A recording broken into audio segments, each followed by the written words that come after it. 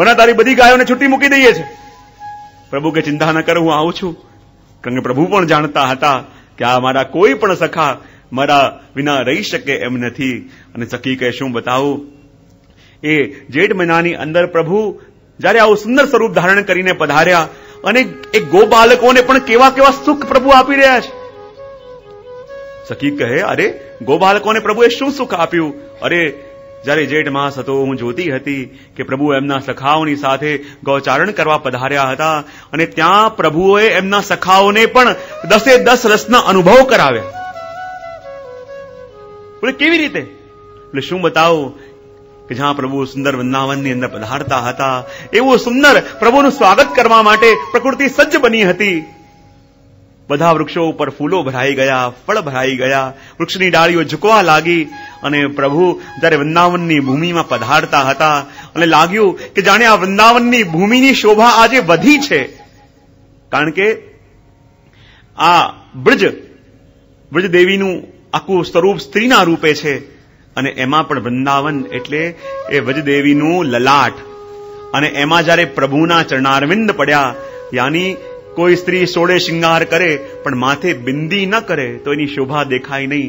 અને જ્યાં આ વ્રજદેવી સજતો હતા પણ જ્યાં પ્રભુના ચરણારવિંદ વૃંદાવનમાં પડ્યા અને એ ભૂમિનું સૌભાગ્ય વધી ગયું.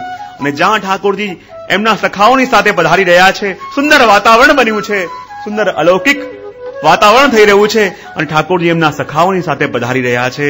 અને સખી શું બતાવું, જેમ જેમ પ્રભુ પધારે છે ને સૌથી પહેલા પ્રભુએ એક ઝાડ પાછળ સંતાઈ ગયા અને ઝાડ પાછળ સંતાઈને ચકોરના અવાજમાં જોરથી અવાજ લગાય.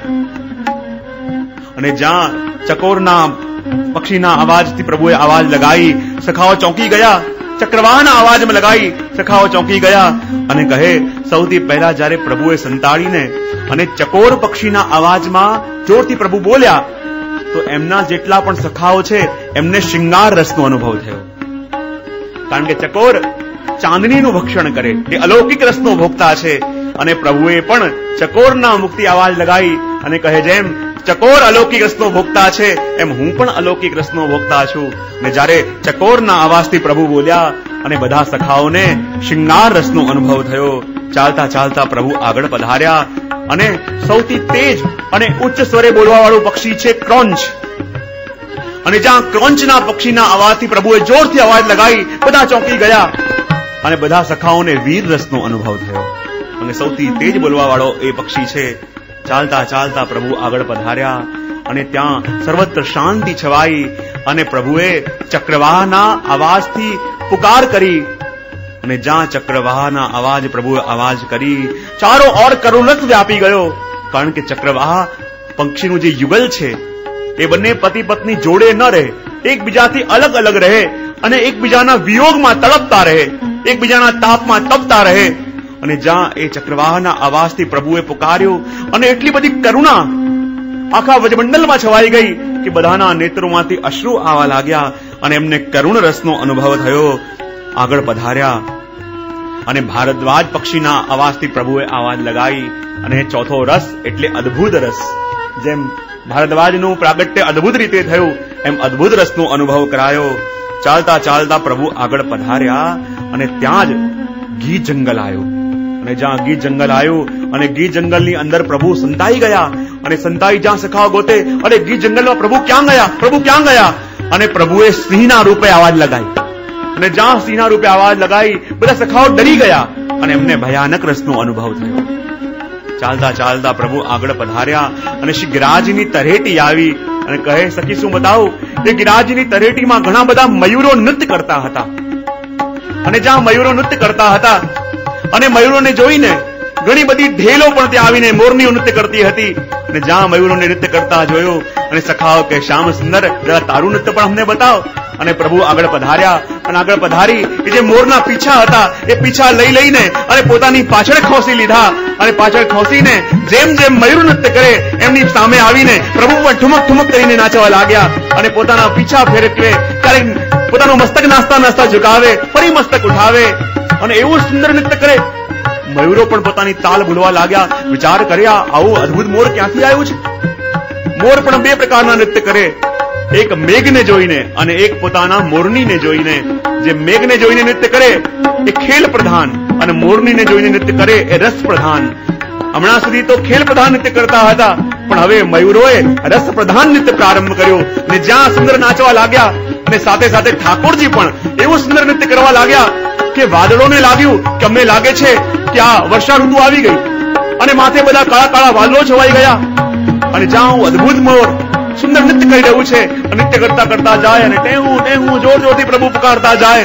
અને મોરનીઓને પણ લાગ્યું આવું અદભુત મોર ક્યાંથી આવ્યું, અને એ બધા પોતાના મોરને છોડીને આ અલૌકિક એવા શ્યામ સુંદરની આસપાસ ફરવા લાગી, નૃત્ય કરવા લાગી. અને જ્યાં મયુરોએ જોયું અને પ્રભુને નૃત્ય કરતા જોયા, પ્રભુની સાથે સંગત કરતા કરતા એ મયુરો પોતાના તાલ ચૂકવા લાગ્યા. અને જ્યાં તાલ ચૂકવા લાગ્યા અને એ જોઈને બધા સખાઓને હસવું આવી ગયું અને એમને હાસ્ય રસનો અનુભવ પ્રભુએ કરાવ્યો. ચાલતા ચાલતા પ્રભુ આગળ વધાર્યા અને જ્યાં ચાલતા ચાલતા પ્રભુ આગળ પધાર્યા અને આનંદમાં આવીને સખાઓની સાથે યુદ્ધ કરવા લાગ્યા. એમનો હાથ પકડીને મરોડે, ક્યારેક એમની સાથે કુસ્તી કરે, યુદ્ધ કરે, અને યુદ્ધ કરીને એમને રૌદ્ર રસનો અનુભવ કરાયો. જ્યાં ચાલતા ચાલતા આગળ પધાર્યા, દાઉ ભૈયા કે અરે કનૈયા હું બહુ થાકી ગયો છું, મારા પગ બહુ દુખે છે. પ્રભુ કે દાદા ભૈયા ચિંતા ન કરો, આપ બિરાજો અને આપની ચરણ સેવા હું કરી આપું.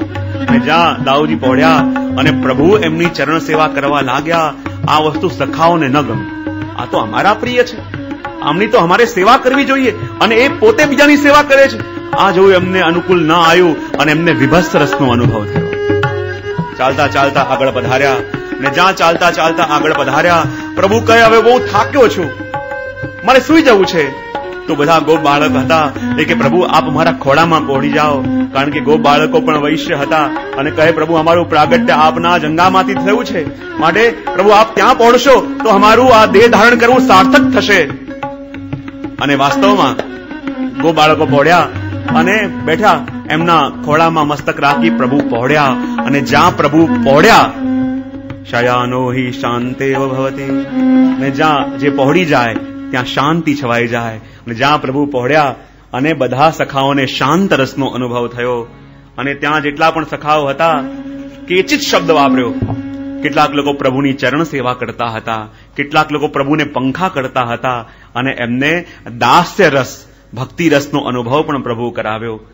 અને જ્યાં પ્રભુ ગો બાળકોની સાથે વનમાં ફરી રહ્યા છે, અને સખી કે શું બતાવું, પ્રભુ ગૌચારણ કરતા કરતા, એક ગો બાળકોની સાથે વિહાર કરતા કરતા એમને પણ એ 10 રસનો અનુભવ પ્રભુ કરાવે છે.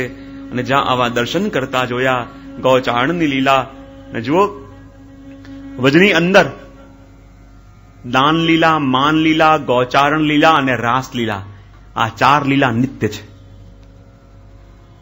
રાસલીલા, દાન લીલા, માન લીલા અને ગૌચારણ લીલા, આ શ્લોકની અંદર જે પ્રભુની લીલા છે એ નિત્ય લીલા છે, જે પ્રભુ નિત્ય કરે છે, જે પ્રભુ રોજ કરે છે. જ્યારે શ્રી ગુસાઈજી પ્રભુ ચરણે પણ દક્ષિણ ભારતમાં જ્યારે પધાર્યા અને વચનામતમાં કહ્યું કે ગૌચારણ લીલા પ્રભુની નિત્ય છે, રોજ સંધ્યા સમય થાય અને ઠાકોરજી ભજની અંદર પોતાની હજારો ગાયોને લઈને ભજમાં પધારે અને બધી સખીઓ પોતપોતાના દ્વાર પર આવીને, પોતપોતાના ઝરોખામાં આવીને એ પ્રભુને વધાવે. પછી મૈયા આરતી ઉતારી અને પ્રભુનું સ્વાગત કરે. એટલે જ્યાં પેલા બાળકે સાંભળ્યું, પેલા છોકરાએ સાંભળ્યું, વિચાર આવ્યો આ પ્રભુની લીલા નિત્ય છે. રોજ પ્રભુ ગૌચારણ કરીને પધારે, ભુજમાં રોજ ઠાકોરજી એમની ગૈયા લઈને આવે, તો મારે પણ પ્રભુના એવા દર્શન કરવા છે. અને ઘરમાં કીધા વિના એ નીકળી ગયો વ્રજ જવા માટે. કોઈના દ્વારા કેવડાવી દીધું કે હું આખું વ્રજ ફરીને ઘણા દિવસ પછી આવીશ. અને આવ્યા, ફરતા ફરતા જતીપુરા. અને ગુસાઈજીએ જે સ્થાનનું વર્ણન કર્યું હતું એ સ્થાન પર આવીને ઉભો રહ્યો કે મારા ગુસાઈજી પ્રભુ ચરણે કહ્યું છે ક્યારે એમની વાણી મિથ્યા ન થાય કે આજ માર્ગથી મારા પ્રભુ રોજ પધારે છે. જેવી ગૌધુલી બેલા થાય અને મારા પ્રભુ પોતાની ગૈયા લઈને અને પોતાના સખાઓની સાથે આજ દ્વારથી પધારે છે, અને જો પધારશે તો આજે મને પણ એમના દર્શન થવા જોઈએ.